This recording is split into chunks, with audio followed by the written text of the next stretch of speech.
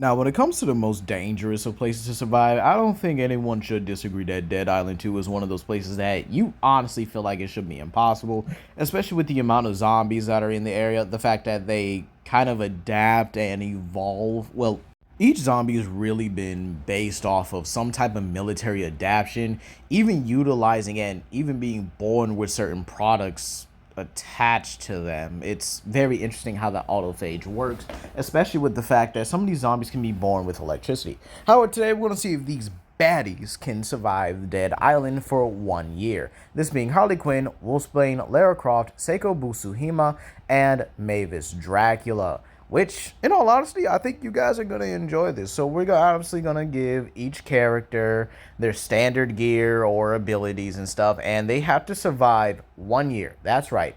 1 year in one location of Hell A. All right. So, believe it or not, this is actually something that's manageable, as I won't be putting them in the most dangerous of areas, obviously. So, obviously, no one's going to be, like, in the sewers and stuff where they're, like, close to the autophage and stuff, and they can just send zombies after them. Plus, I mean, I don't know how anyone would be able to survive in the sewers. But the rules are simple. They get one location. They have to be able to maintain their, base and defend it. Have a reliable food source, which won't be too much of an issue in certain areas because, again, some of these kind of just overlap with each other. And then obviously no outside help, meaning they'll be the only survivors in the area. And then obviously, can they survive 1 year? All right, that's all they have to do. Last for an entire year. However, they will have to overcome something, that being the Horde. You see, the Horde is when a whole bunch of zombies, usually probably mostly all the other variants, simply just come at the player and just, well, try to overwhelm their base. This is something in the Neighborhood Watch DLC that was added to Dead Island 2. And so yeah, they're going to have to survive that. Meaning they'll have to keep in mind that they'll be preparing for this as well, as I won't have them be, undermined or unprepared in any way to really deal with an entire horde of zombies. I mean, come on now. I don't think that's fair at all. I mean, imagine having to deal with a horde of zombies and you're unprepared. How unfortunate, right? So believe it or not, they'll have their standard gear, but they will have access to any equipment or, mechanical stuff or machines that are around the air. So things like electrical generators, gas barrels, caustic X tanks and stuff like that. And then, just everything that the environment can pretty much provide for them. Meaning if they want to use a, bus to like be a barrier, they would be able to have the knowledge in order to fix the bus and then drive it to the area and stuff. But you guys get what I mean. They're able to use the entire environment to their advantage with really no other issue. But if you guys want the scaling, most of these zombies, especially the crushers, will get to around building level. So yeah, let's just begin. Starting off our list, we have Harley Quinn. No, I would not chill out with the images. Y'all know what y'all came here for. Y'all saw the title. Y'all knew what we was going to do. So, believe it or not, we'll be using the Arkhamverse Harley. Basically, up until her appearance in Arkham Knight. As again, I am not really a fan of Suicide Squad kill the Justice League and never will be. Let's just be, honest about that entirely. So, believe it or not, Harley Quinn is actually very capable. As a matter of fact, I think you can get her up to the same levels as characters like Robin, Nightwing, and Batgirl, and this is because she has managed to defeat Nightwing, which, oh boy, I think that is, we gonna have to really talk about if Nightwing might be on Fraud Watch, because that is just one trash showing entirely. But Arkham Harley will be placed in Beverly Hills, which is one of the few environments I think that is manageable to survive. There's a lot of buildings you can just climb in, get over, and stuff like that. And in all honesty, you got a lot of stuff and supplies to use, and plus there's a lot of houses around, so everything should be just fine. Now, Harley Quinn has some very interesting equipment that she'll obviously be having. Obviously, using her Arkham Knight interpretation or her Arkham Knight gear, she has a Jack-in-the-Box, which is a highly powerful explosive, capable of knocking out guards, and pretty much capable of, destroying brick walls, kind of like Batman's explosive gel. She also has laughing gas, which in all honesty is very deadly. I'm not sure how this would actually infect or affect the zombies, I should say. As well, this is just simply, it's gas based on a nerve toxin that allows people to kind of just like overly laugh until they die, which might work on zombies because they do have nerve receptors, as they can still kind of feel pain and stuff like that. I mean, we do see them kind of yell out a little bit, but overall, it may be the worst gadget to use. Because I mean, how would the laughing gas or the Joker toxin, if you will, honestly just affect zombies? Let me know in the comment section down below. But let's actually talk about it. So when Harley gets there, she has a plethora of areas and houses that she could use. Some of them would not be very good options, but again, this is Harley Quinn nevertheless. So I think Harley Quinn would definitely settle for maybe Roxanne's house, or possibly even the construction site. Now, the construction site is one of the few best places Harley could use to defend from a horde. Now, as for like food and, resources and supplies, she could easily rob some of these houses. Some of these houses were never cleared out of their food pantries since the the beginning of the infestation or the evacuation and stuff like that. Now, for the zombie type she's going to encounter, some of them are rare here, like the mutators, which are basically one of the more dangerous zombies, or the overly most dangerous zombies, but they're more common, in the Harpland Hotel area, or sorry, that's not it. It was the mall. So it's more common in the mall region rather than in the, basic area and stuff like that. There are also slobbers. All three are a variety there, but again, they're not as common as they are in areas like the beach, the sewers, and stuff like that. So they're not as, common in this area.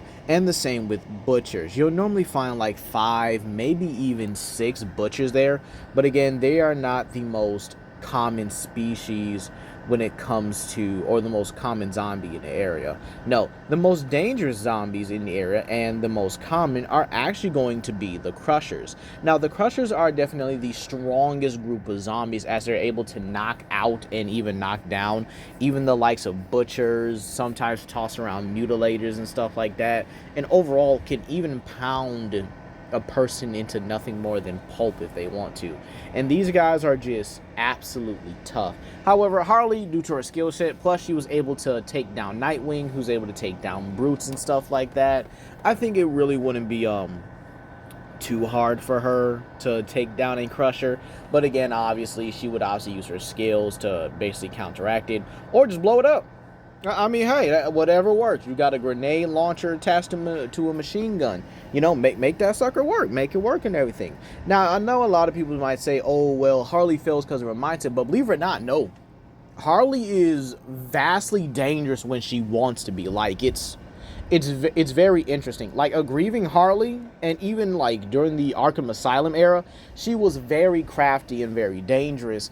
And even then in Arkham City, in Harley Quinn's Revenge, where she was able to rally Joker's troops and even conduct an operation that held Batman for 3 days straight and had Robin to break him out, and then she was still super prepared and almost killed him. Again, Quinn was dangerous.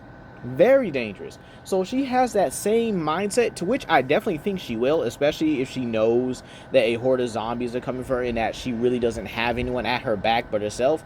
She's likely going to lock in and get that mindset together. And keep in mind, the construction site has things like cement mixers, power generators, explosive or oil barrels and containers and stuff. Harley can use that to her advantage, creating fields and stuff like that where the zombies have to kind of cross and get electrocuted from it. Because again, these zombies are not the most intelligent when it comes down to things. They have the basic instinct of a primal animal, but yet there are some, I guess you could say, coordinations they can do where they can still climb things, or at least climb certain materials or certain things. They can climb cars and stuff, but they seem to can't really climb over the sharp fences and stuff, and can even be trapped in certain areas. So believe it or not, I do think Harley could likely use someone like Roxanne's house to maybe be like kind of a resting place, but her horde area, where she's going to defend herself from the horde, is definitely going to be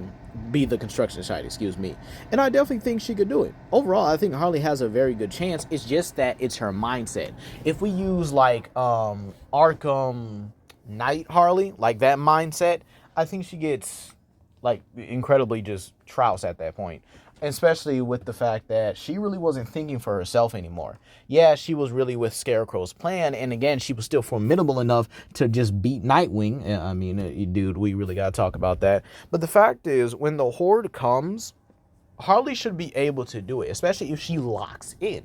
And again, there's just that little percent chance she just kind of doesn't take it seriously, and it winds up getting her killed eventually. I mean, it's really completely on her. And even if we use the whole Suicide Squad kill the Justice League mindset, she was still one of the few smarter people there. And I guess that doesn't really say a lot when, you know, most of your teammates are idiots. But overall, the way I could actually see Harley Quinn handling the Horde is definitely using the power generator and the fountain to probably pour water, maybe around a certain perimeter of the area or the construction site, and have that be an area where zombies will, you know, obviously have to go through, and just have them electrocuted. Slobberers can still get electrocuted, and, you know, in water and stuff like that. Even the fire and the blood spitter or the toxic spore ones can also just get electrocuted as well. Now, the laughing gas is pretty interesting. This might actually work, but it's very possible it could do something to the zombies. It may cause them to, like, mess up with their nerve systems, and then just have them maybe seizure out. It's kind of a dark thing to say, but it's like, how does it affect zombies if it reactivates these old nerve cells that the autophage is kind of fighting against as well, you know? They don't laugh, they don't smile, unless their name is Dirge. And even then, he's one of the more apex zombies. He's very different. But overall, I definitely give Harley Quinn a solid 8 out of 10. The two things holding her back are just the mentality of her, and depending on if she'll take it seriously or not. And then the one thing I definitely think she'll have to do is really explore the landscape in order to plan it out. So believe it or not, Harley does get an 8 out of 10. But now let's move on to the next. Next off, I got Seiko Busuhima. Now, she is actually the weakest on this list, and this actually surprised me when actually, you know, putting this video together, relooking all the characters and stuff. She's the weakest. Like, in all honesty, she's the unfortunately the weakest. And this is because, yes, she is able to kill zombies, and I will talk about the class that she is able to kill. But her zombies are in the same, they're fodder. They really are. The zombies in Dead Island, even the first, you know, the original Dead Island game, or the more up-to-date ones on the Xbox, like Dead Island Riptide, or whatever, they're more advanced, if you will. The walkers are tougher. The runners are faster, you know? And these ones are just your basic zombies. If I had to put them in a class, they would definitely be in the same class as runners. Like, at bare minimum, they're in that class. I could definitely say that they get off as walkers and runners. That's about it. They're very overwhelming, they're very tough, they're very monstrous and stuff like that. But Seiko could likely, no, sorry, not likely. She could definitely handle a few classes of the Dead Island zombies. And let's really talk about it. She could easily handle the walkers, you know, the ones that are able to lazy on over and try to bite you, the ones that try to grab you, right? She should easily be able to take out runners, and those are probably going to take a bit more reaction and a bit more skill, but again, she easily could do it. She's very good in sword style combat. She's actually one of the most skilled in hand-to-hand in the franchise. Then you also have the Shamblers, which anybody could one-shot, right? However, she also has to deal with the fact that some of these zombies could use electricity and honestly be fine with it, even in water, albeit they do start tweaking out a bit more. Then there's the hive ones, where they're able to basically bend out these flies or bees that just come at you trying to attack and consume you. Then you also have the blurters, or the suiciders, if you will, where they pretty much explode and they pretty much spew out this caustic X poison on you, or the acid, excuse me. However, when it comes to like screamers and slobberers, she's not going to do very well. I think she would definitely struggle there, especially if they're like in large groups. One-on-one scenarios, or at least with walkers, she could easily take them out, but Overall, no. This is why we're giving her the tower, the military base. As again, I do think Seiko should be able to navigate this area with very, I don't want to say very little. I would probably say very little difficulty. You see, there aren't many infected or many zombies within the military base. There's barely any to begin with unless you start opening the chamber doors, which seem to contain a whole bunch of infected in there, including the likes of butchers and screamers. So yeah, you have that. And then she also will have access to a lot of the military weaponry there, so things like rifles, machine guns and stuff like that, even some snipers. She'll definitely be able to utilize that and kind of just, honestly, she'll do fine once she really gets those weapons. However, it's the horde that's going to be a problem. Now, she will have access to the rest of the Venice Beach area, which will give her plenty of food, as there are many restaurants over there. Obviously not the one that obviously has the infected bodies in them, but you know, still there are plenty of restaurants where she can easily get food, and even some fresh fruit apparently from the Blue Crab area, which will be, I guess you could say, somewhat zombie infested, if you will, as that will no longer be a safe zone. Now, when it comes down to the military base, its interior is very tricky. It's very treacherous. There are areas where even the military woman herself, I think Jessica, was able to set up caustic X bombs, electrical floors, and even tripwires that shot at zombies. So, yeah, I do believe Seiko could definitely survive the first night. And once that happens, she will have to adjust drastically to prepare for other hordes throughout the year. So, believe it or not, she has the lowest score on this list, and this is due to the fact that she's not in the same tier as the others. Our third candidate here is Wolf's Bane, one of my few favorite underrated mutants. And again, you guys know I'm an X-Men lover, but I will not glaze. Now, Wolf's Bane mutant ability is lycanthropy, but she actually has it in a similar way to, what is his name? Cahal from Werewolf Earthblood Apocalypse, which will be in a survival video pretty soon. Now, she's dangerously stronger than anything here. I mean, she ripped off a Sentinel's head and then tossed it aside like it was nothing. Keep in mind that requires at least 10 to probably 20 tons of strength in order to do so, as characters like Rockslide can do that, and I think his best is like maybe 50 tons. However, she's actually very durable as well, and obviously her AP should scale to her durability, where she's able to take attacks from characters like Sunfire. So believe it or not, she actually has large building to even city levels of destruction, as Sunfire actually had much more control over, well, his firepower than Thor. And this was because Thor was just a lot more powerful than he was. So in order to produce a city-busting blast, Sunfire offered to do it because Thor would have, well, had to really control and aim his power in order to do so, while Sunfire could just flat out do it.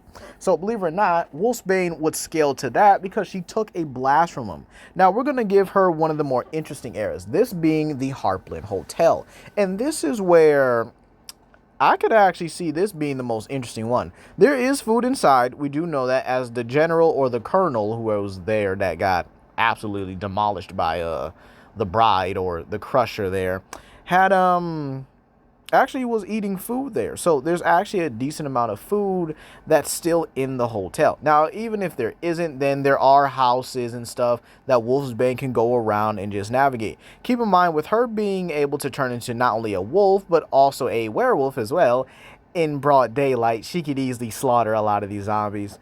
And the most common ones here are slobberers and the, which we call it, the crushers. The crushes. So these are the most common ones here, and she should be able to one-shot them like it's absolutely nothing. Like come on now. Now there are screamers, and I do think screamers may actually be her biggest hindrance because, again, she does have very high, very acute senses. So believe it or not, screamers could definitely disorientate her and leave her open to an attack. However, she is still a lot more durable than the rest of these zombies, so it's really not gonna matter. Honestly, she just runs through them like a hot knife going through butter or a bullet going through someone's body. It's going to be absolutely easy for Wolfsbane to just overcome, overpower, and just rip into these zombies. However, there is a caveat to this.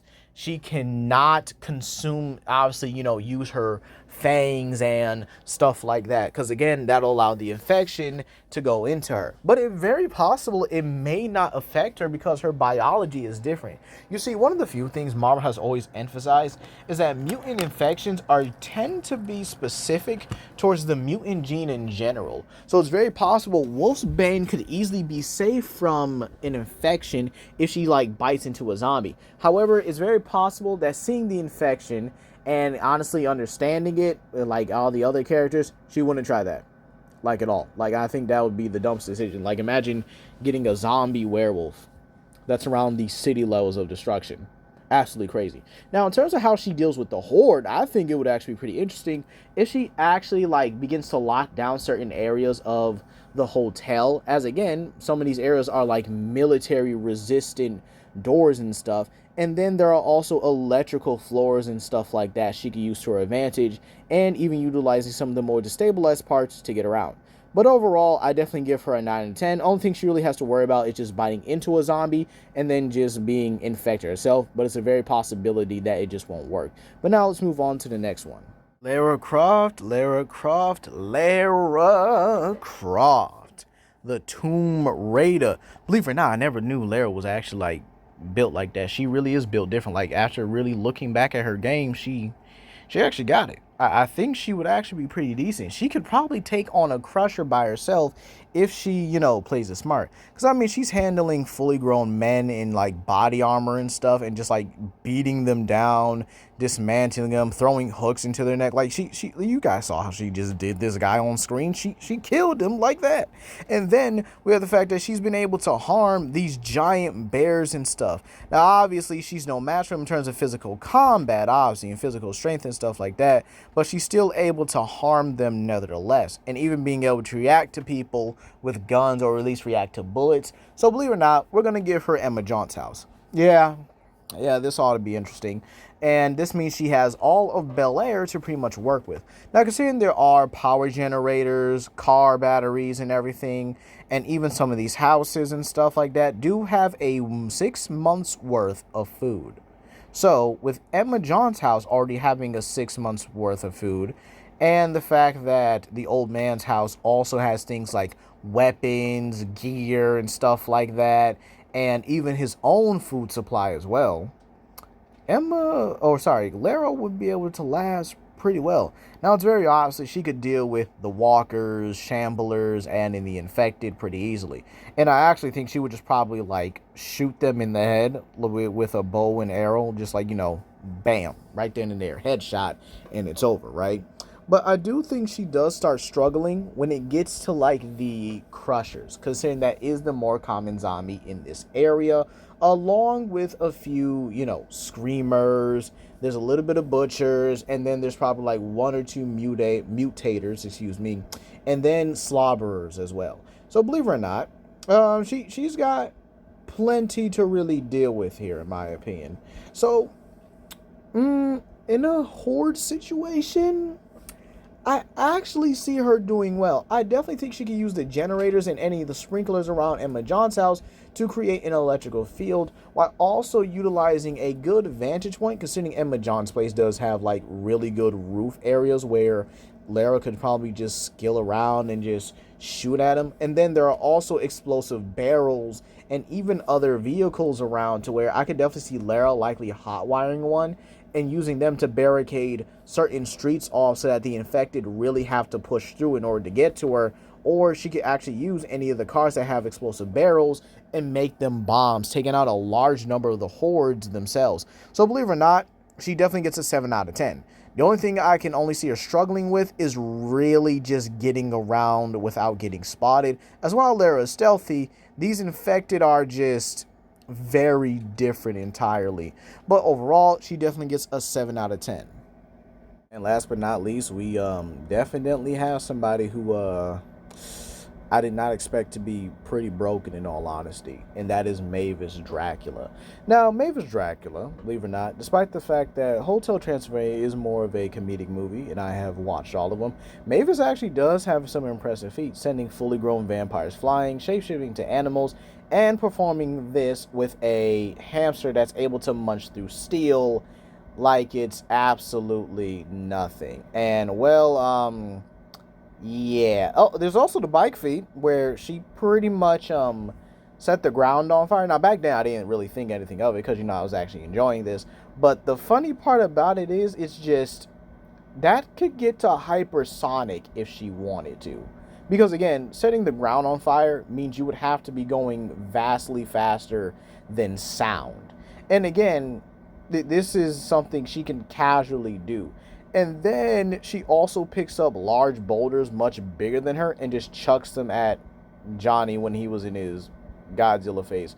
But one of the few things that's actually going to give her an advantage here is her senses. Like, as you guys can see here, she can map out an entire forest and just pick up on it. So, believe it or not, and we're going to give her an immunity to sunlight because, again, I want to be as fair as possible. Mavis is going to be at Santa Monica's Pier, the amusement park. Now, believe it or not, this has every zombie type, with some of them being a little less common. Obviously, the mutators and some variants of the slobberers are a little less common, but screamers are a bit more abundant here, and I think they have a hotspot, or at least somewhat of a hotspot here. But yeah, one of the few zombies that are here are the butchers, but there's a much more dangerous variant here as well that kind of inhabits other areas, but it's far more rare. But then we also have the fact that Mavis can consume human food. So this means she won't have something like Rain or Celine where she will need to consume blood.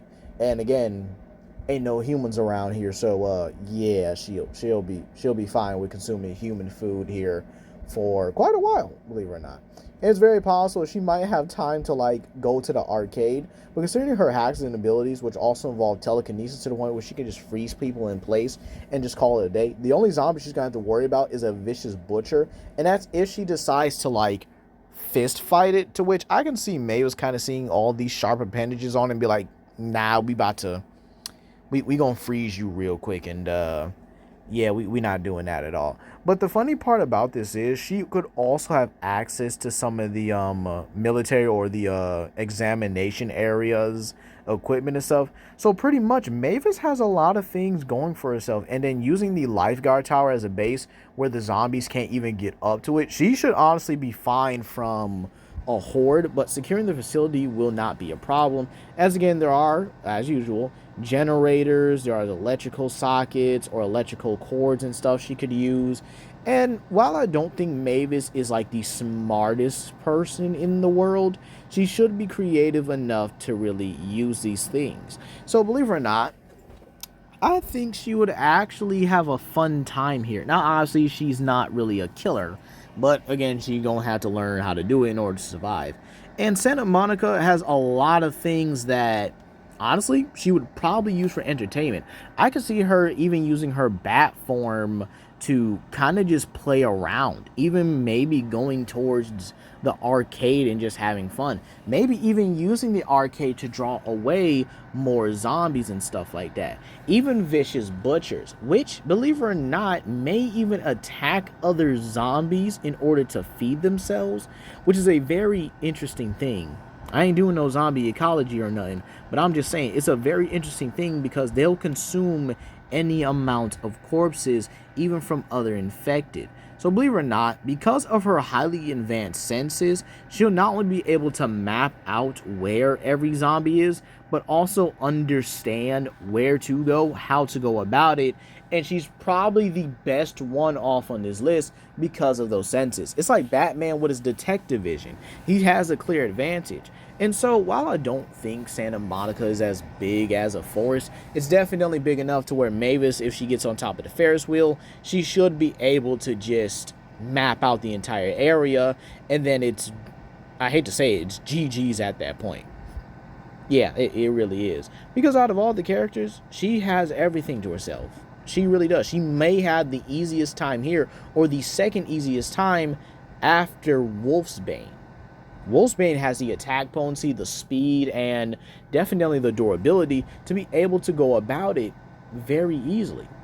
And again, the fact that she's able to be just as fast when moving and pretty much reacting at the same speeds, she should be able to honestly pass this pretty easily. So, believe it or not, my final score for Mavis Dracula is definitely a 10 out of 10. Yeah, I think she clears this with absolute ease. But let's talk about it. Who struggles the most? Well, believe it or not, my ranking goes Seiko because of her tier, Harley because of her mindset, Lara because of the environment and the unpredictability of it, Wolfsbane because she has a percent chance of biting one, and then Mavis honestly just does flat out the best because she does have better senses than Wolfsbane. Albeit, they can easily be interchangeable because Wolfbane can easily one-shot a lot of the zombies, while Mavis will probably need to two-shot. But that's going to be all today, you guys. Please comment down below, like, and subscribe, and share with your friends. This is Legendary Grimlock, and I hope you guys have a blessed day. Peace.